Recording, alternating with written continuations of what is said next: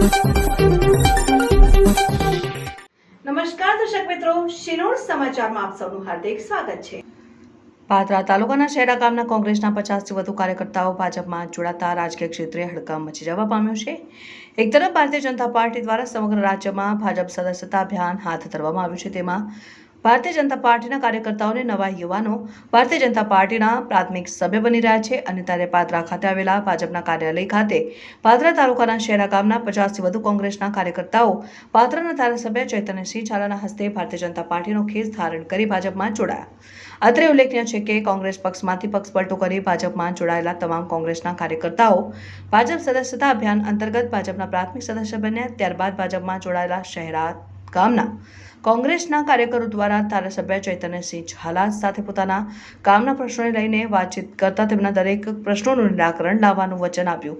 આ ઉપરાંત શહેરા ગામમાં સરકારી બસને લઈને ગ્રામજનોને જે હાલાકી ભોગવવી પડી રહી છે તે માત્ર એક ફોન પર જ ધારાસભ્ય ચૈતન્યસિંહ ઝાલાએ નિરાકરણ લાવી દેતા તમામે ધારાસભ્ય ચૈતન્યસિંહ ઝાલાનો આભાર વ્યક્ત કર્યો હતો।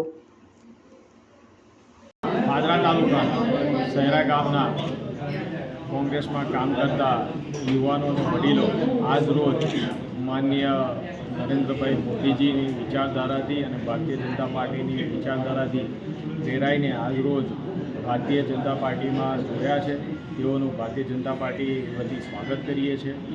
આ તમામ યુવાનો એ શહેરા ગામના વિકાસ માટે, પાદરા તાલુકાના વિકાસ માટે ખૂબ જ ઉપયોગી થશે, કારણ કે આ તમામ યુવાનો એ શિક્ષિત અને દોડતા યુવાનો છે।